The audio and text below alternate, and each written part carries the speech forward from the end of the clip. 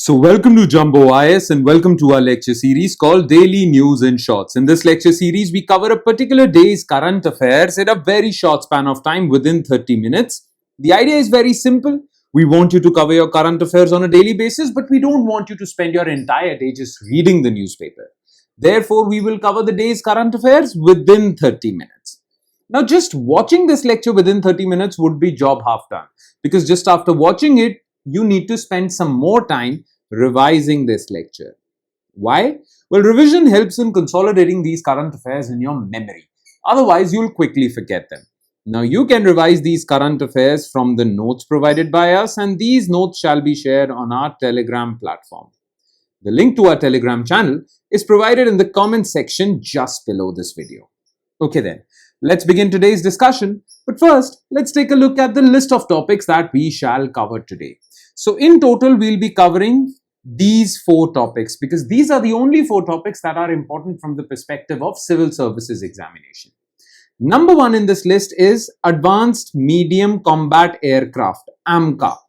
Okay, it is a very important defense project for India because this would give India the 5th generation fighter jet capabilities. Okay, and it would be completely Atmanirbhar or self-reliant. Okay, completely Indian. So what has the announcement been about this new 5th generation fighter aircraft? We'll talk about this. Then recently, President of India conferred Padma Awards, Padma Vibhushan, Padma Bhushan, Padma Shri. So we'll talk about these Padma Awards, okay, what is the selection criteria, what is the history behind these Padma Awards, the entire thing. Then we'll talk about the impact of oil spills because recently off the coast of Kerala, a Liberia flagged ship which contained containers of oil, well, it basically drowned. And there are chances that it is going to lead to oil spill. Okay. Now, oil spill is a very dangerous situation for the marine ecosystem, marine biodiversity. And if it is too close to the coastal area, then it also impacts fishermen and their local economy. So we'll talk about the impact of oil spills and how oil spills are cleaned up after that. Okay. And in the end, we'll talk about a Maratha queen called Ahilyabai Holkar because her 300th birth anniversary is round the corner and Madhya Pradesh government is basically organizing a 9-month long festival, okay, to commemorate her contributions. She was a great historical figure. So we'll talk about her. Okay, so let's begin today's discussion starting with topic number 1 and that is Advanced Medium Combat Aircraft. Now, the current battle between India and Pakistan showcased the relevance of air power because it was largely an air battle. Air force from Indian side and air force from Pakistani side. Mostly it was air battle. No doubt Indian army was also used, but it was mostly an air battle. Okay. Now this has basically highlighted the importance of technologically upgrading your air power. And that is why India wants a 5th generation fighter jet. Okay. Currently, India has a 4.5 generation fighter jet and that is Rafale. Also, Sukhoi 30. Okay. But India wants a 5th generation aircraft also because Pakistan, the news is out that Pakistan is trying to procure 5th generation aircraft fighter jet from China. Okay. And China already has a 5th generation fighter jet. So if we are in conflict with China in future, well, China would be technologically superior to us as far as air power is concerned because China already has 5th generation fighter jet plus China is in process of developing a 6th generation fighter jet. So India needs to upgrade its fighter jets or its squadrons of old fighter jets. Okay. Now people are saying that India should buy F-35 from America or Sukhoi 57 from Russia because these are 5th generation. India won't buy fighter jets from China, of course. Clear? But many people are saying that in these areas, countries should be self-reliant. Countries should be self-reliant. Therefore, India is building its own 5th generation fighter jet called Advanced Medium Combat Aircraft, AMCA. Okay. And recently, its execution model, how it will be developed and how it will be taken in by the Indian Air Force, this execution model has been released by the Ministry of Defense. Okay. Now, what is in the news? What is this execution model? Look, India already has a fighter jet, indigenous fighter jet, which was built by India. Okay. And that is Tejas. Okay. Tejas was built by a government company called Hindustan Aeronautics Limited. Clear? But Indian Air Force is complaining that the orders or the amount of aircraft that Indian Air Force ordered from HAL has not been able to deliver them timely. They have not delivered all the 82 Tejases that Indian Air Force ordered. Okay. Plus, there is another 4.5 generation aircraft that HAL is building. It is called Tejas Mark II. Would be like Rafale only. Okay. But the delivery of Tejas Mark II is also stalled. HAL has not been able to complete this project. Now, HAL says that the engine that would be used in Tejas Mark II has to come from USA. USA is delaying the order. That's why we are delaying the orders. But IAF, Indian Air Force, is really complaining. Okay. And Indian Air Force and many defense experts have said that if HAL is not being able to deliver Tejas Mark II on time, how would it deliver AMCA on time? It would be too late. Therefore, Ministry of Defense has announced that the project of building AMCA would be given to all. I mean, would be open for bidding. Private companies can bid for it. Public companies, government companies like HAL can bid for it. Earlier, every fighter jet order used to automatically go to HAL without bidding. But now government has said that for AMCA, well, private companies can also bid and HAL can also bid. It would be decided based on their bids who would get the contract of building AMCA. So it won't automatically go to HAL because of poor performance by HAL. Okay, this has been announced and this has really excited defense experts because, well, private expertise should be used in making defense equipment.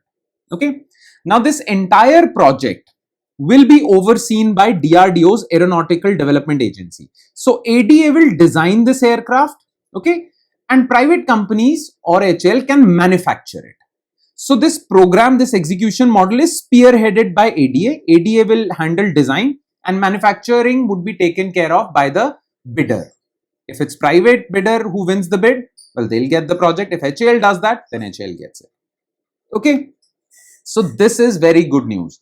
Maybe people are expecting that AMCA would be delivered quickly and India would have indigenous 5th generation fighter jet capability. Okay. Now, the word that is important over here is indigenous. That means India's very own. India won't be dependent on, well, Russia or USA for 5th generation fighter jet capability. India will have its own fighter jet.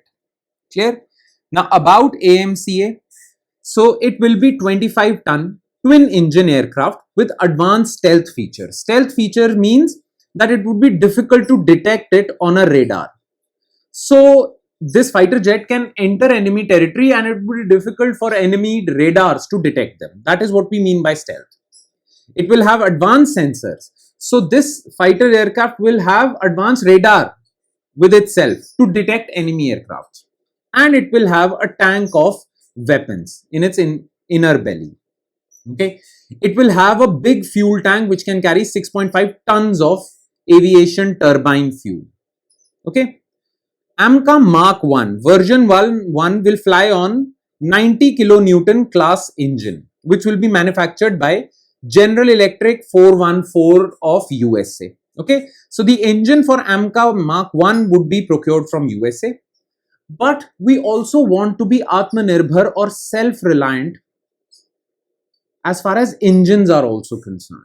Okay. Now, making engines for fighter jets is really complicated. Only very few countries like UK, USA, Russia, France have this capability.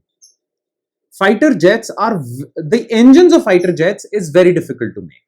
Therefore, for AMCA Mark I, we will buy a foreign engine. And later for AMCA Mark II, we will develop our own strong engine by DRDO's Gas Turbine Research Establishment. Okay. So in Mark II, we will have our own engine also. Clear? Now some more information. The entire cost of the project would be 15,000 crores. It would take 10 years to develop it before manufacturing can start and before it will be given to Indian Air Force. So, well, we have to wait till 2035. That's the sad part. This will bring India into a select league of nations that possess 5th generation fighter aircraft like US, China, Russia. Now, what is the significance of this project? Well, you need to upgrade your technology to deter your adversaries, Pakistan and China.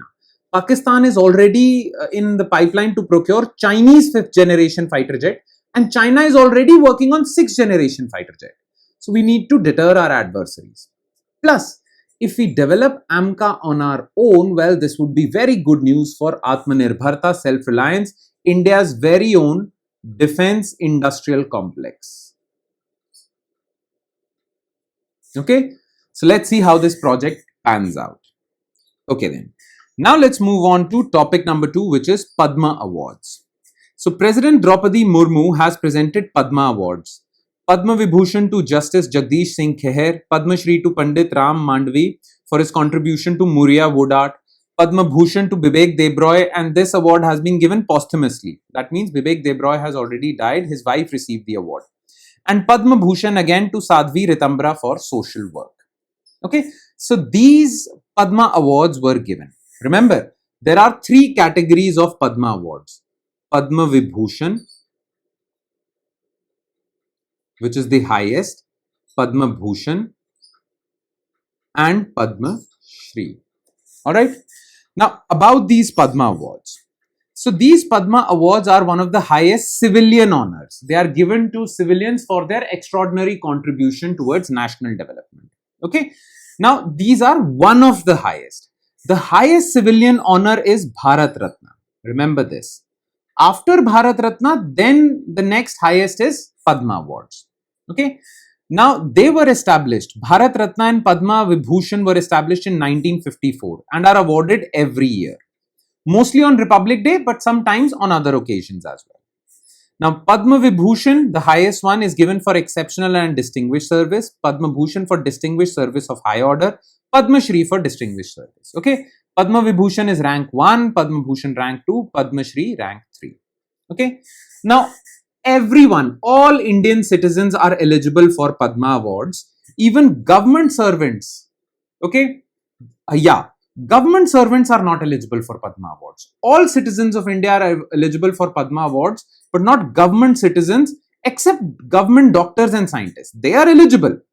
But other than doctors and scientists, government servants are not eligible for these awards. Remember this fact. Okay.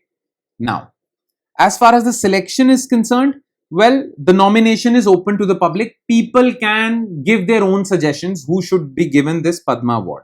Even the person who wants to receive this award themselves, they can even self-nominate themselves. Okay. Then all nominations given, all suggestions given by people are received by Padma Awards Committee. This committee is constituted by Prime Minister every year and it is headed by Cabinet Secretary. Well, Padma Awards Committee scrutinizes all these nominations and give their recommendations to the Prime Minister and President for approval. And then after approval, President awards these awards. Okay, they give these awards. Now, this is very important. Total number of awards to be given in a year cannot be more than 120. And people who would be given these awards, they can't use these awards as a title in their name. For example, let's suppose if I receive Padma Shri, then I can't use it as title, Padma Shri Raghav Sharma. Okay, I can't use this as a title. You cannot use it as a prefix, suffix. It is not a title, it's just an award. Alright.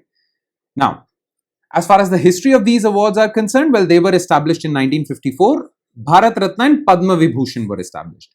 Later, Padma Vibhushan, there were 3 categories were added in Padma Vibhushan. Okay, Pehla Varg, Dusra Varg, Tisra Varg. After that, they were renamed as Padma Vibhushan, Padma Bhushan, Padma Shri. Okay, in 1955. They are announced every year except for brief interventions. They were not announced in 1978 and 79 because the government that came to power in Delhi in 1978-79, they opposed these Padma Awards and Bharat Ratna. They said it is against right to equality. They used this argument basically. So for this period, Padma Awards were not given, and for a brief period during this time, 1993 to 97, and that is because of political and economic crisis in India, this second period. Okay, so that is all that you need to know as far as Padma Awards are concerned. Now let's quickly shift our focus to third news item, which is impact of oil spills. It is an ecological disaster that can occur. Okay, so a ship coming from Liberia flagged MSC Elsa 3, a 28-year-old cargo vessel, sank off the states, that is Kerala's coast recently. The threat of oil spill looms large as the vessel was carrying 84.44 metric tons of diesel and 367 metric tons of furnace oil. Okay, so far no oil spill has been detected, but chances are that because this ship has sunk, the containers that were carrying oil, diesel and furnace oil, they might also leak. And if that happens, then it would lead to a serious ecological disaster. Okay, oil spills in the sea are a serious ecological disaster. Why? What is the impact of oil spills in the oceans? Okay, impact of oil spill. Look, the problem is that oil is lighter than water. Okay, so it floats on the upper surface of water, it floats, and while floating, it spreads around. So a thin layer of oil spreads around the water. Okay, that thin layer is called slick, and this thin layer spreads quickly, increases its area because of winds and ocean currents. So you can see a very thin layer spread across a very large area. Okay, this thin layer is slick. Now the problem with this slick is it is dark and it is made up of oil. What happens is, because it is dark, it blocks sunlight entering water, and this sunlight actually sustains marine life inside in the shallow regions of water. Plus, because of this oil layer, it is very difficult for gaseous exchange to happen between the atmosphere and the ocean. Okay, and this gaseous exchange is important because these gases need to dissolve in water for fishes to survive. Okay, but this oil blocks this gaseous exchange, which harms marine ecosystem, marine life. You will see a lot of fishes dying, lot of marine plants dying, coral reefs dying. Okay, this is a real problem. It hampers marine ecosystem. Plus, if the oil spill is close to the coastal area, then it can also harm the coastal economy, the local economy of that coast, okay, by impacting the livelihood of fishermen and disrupting the local economy. So it is really serious. Now, when this happens, how do you solve for this problem? This oil that has spilled on the ocean won't go automatically, okay, won't go on its own. It has to be cleaned up. So what is the procedure to clean it up? So how do oil spills get cleaned up? So first of all, to start the cleaning up exercise, first you need to know what type of oil has spilled. What is its composition before you can start the cleanup process. So before the planning of cleaning up, experts try to observe the color of oil slick. Under sunlight, sometimes it's black, rainbow, brown, colorless. These different colors actually indicate the different composition of this oil. And based on this composition, then you start your cleaning process. Okay. Generally, you create pillows of oleophilic materials. Oleophilic means those materials that attract oil and repel water. Okay, so this material actually attracts oil molecules and repels water. So these oleophilic pillows, okay, they are deployed at the site. These materials act like a sponge and absorb oil from the surface. So majority of oil spill gets cleaned up through this. Then you go to the cleaning site, okay, or you go to the leakage site from where oil is being leaked.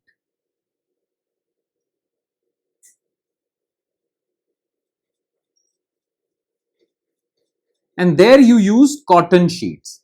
So sheets of cotton or material which has properties similar to cotton are deployed to absorb the leakage. Now, this entire process is very costly, very labor intensive, and can even lead to months before you can say that the entire oil spill has been cleaned.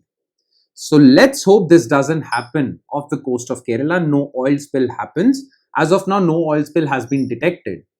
But if it does, then it would be a very serious problem. Okay?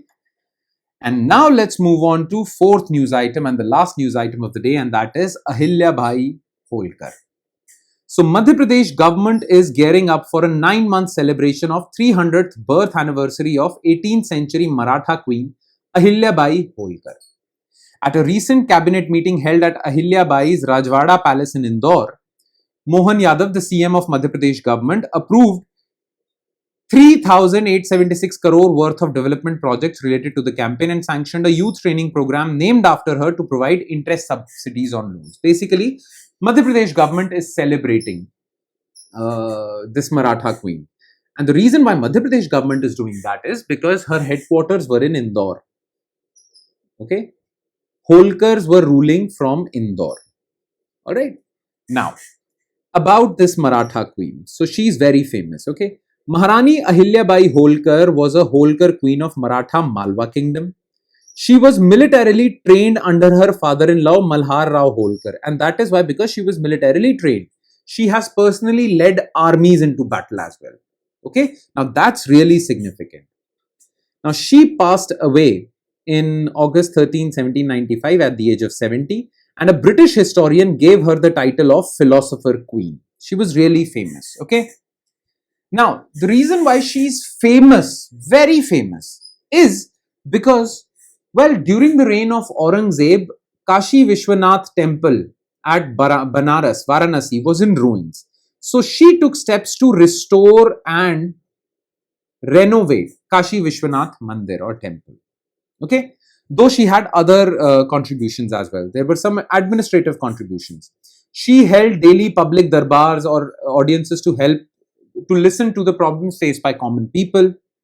Okay, she removed the traditional law confiscating the property of childless widows. So widows who did not have,